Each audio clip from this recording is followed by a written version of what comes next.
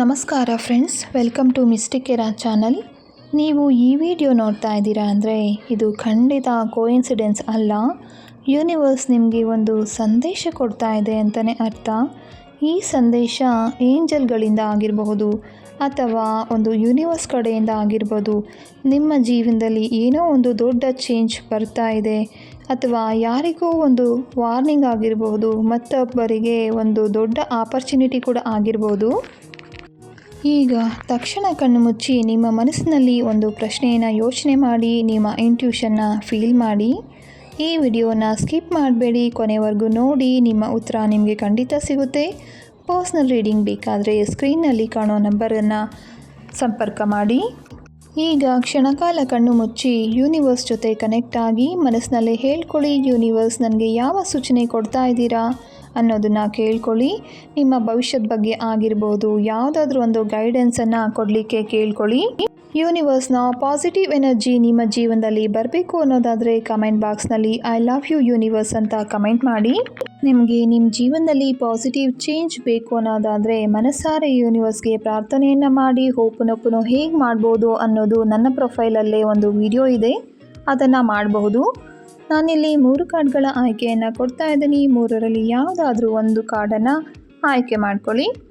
ಮೊದಲನೇ ಕಾರ್ಡನ್ನು ಯಾರು ಆಯ್ಕೆ ಮಾಡ್ಕೊಂಡಿದ್ದೀರಾ ಅವರಿಗಾಗಿ.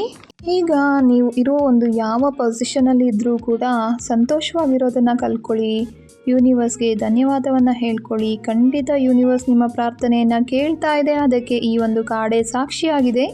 ನೆಗೆಟಿವ್ ಥಿಂಕಿಂಗನ್ನು ಕಡಿಮೆ ಮಾಡ್ಕೊಳ್ಳಿ. ಬೇರೆಯವ್ರ ಬಗ್ಗೆ ಕಂಪ್ಲೇಂಟ್ ಮಾಡೋದು ಅದನ್ನು ಕೂಡ ಕಡಿಮೆ ಮಾಡ್ಕೊಳ್ಳಿ.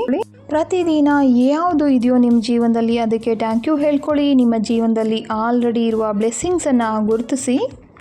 ಇದು ನಿಮ್ಮ ಎನರ್ಜಿಯನ್ನು ಪಾಸಿಟಿವಿಟಿಯಾಗಿ ಕನ್ವರ್ಟ್ ಮಾಡುತ್ತೆ. ಸೊ 2ನೇ ಕಾರ್ಡನ್ನು ಯಾರು ಆಯ್ಕೆ ಮಾಡ್ಕೊಂಡಿದ್ದೀರಾ ಅವರಿಗಾಗಿ. ನೀವು ಏನು ಅಂದ್ಕೊಂಡಿದ್ದೀರೋ ಅದೆಲ್ಲ ಕೂಡ ರಿಯಲ್ ಆಗಿ ಆಗ್ತಾ ಇದೆ. ನೀವು ಸರಿಯಾದ ದಾರಿಲೇ ಇದ್ದೀರಾ. ಯೂನಿವರ್ಸ್ ನಿಮ್ಮನ್ನು ಸಪೋರ್ಟ್ ಮಾಡ್ತಾ ಇದೆ.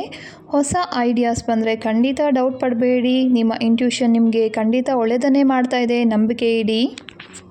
ನೆಗೆಟಿವ್ ಥಾಟ್ಸ್ಗಳನ್ನು ಸ್ವಲ್ಪ ಕಡಿಮೆ ಮಾಡ್ಕೊಳ್ಳಿ. 3ನೇ ಕಾರ್ಡನ್ನು ಯಾರು ಆಯ್ಕೆ ಮಾಡ್ಕೊಂಡಿದ್ದೀರಾ ಅವರಿಗೆ. ನೀವು ತಗೊಂಡಿರುವಂತಹ ನಿರ್ಧಾರಗಳೇನಿದೆ ಖಂಡಿತ ಸರಿಯಾಗಿಯೇ ಇದೆ. ಸೆಲ್ಫ್ ಡೌಟ್ ಸ್ವಲ್ಪ ಕಡಿಮೆ ಮಾಡ್ಕೊಳ್ಳಿ. ನಿಮ್ಮ ಮೇಲೆ ನಿಮಗೆ ನಂಬಿಕೆ ಇರಲಿ. ಆದಷ್ಟು ಸ್ಪಿರಿಚುವಲ್ ಪ್ರಾಕ್ಟೀಸನ್ನು ಮುಂದುವರಿಸಿ, ಅಂದರೆ ಮೆಡಿಟೇಷನ್ ಆಗಿರ್ಬೋದು. ಈ ರೀತಿ ಯಾವಾಗಲೂ ನಿಮ್ಮ ಮೇಲೆ ನೀವೇ ಡೌಟ್ ಪಟ್ಕೊಳ್ಳೋದು ಖಂಡಿತ ಒಳ್ಳೆಯದಲ್ಲ. ಪಾಸಿಟಿವ್ ಥಾಟ್ಸ್ ಇರಲಿ, ಎಲ್ಲನೂ ಒಳ್ಳೆಯದೇ ಆಗುತ್ತೆ. ನಿಮ್ಮ 6th ಸೆನ್ಸ್ ಅಂದರೆ ಇಂಟ್ಯೂಷನ್ ಪವರ್ ಏನಿದೆ ಅದು ತುಂಬಾ ಸ್ಟ್ರಾಂಗ್ ಆಗಿದೆ. ಯಾವುದೇ ಕಾರಣಕ್ಕೂ ಅನುಮಾನ ಪಡಬೇಡಿ.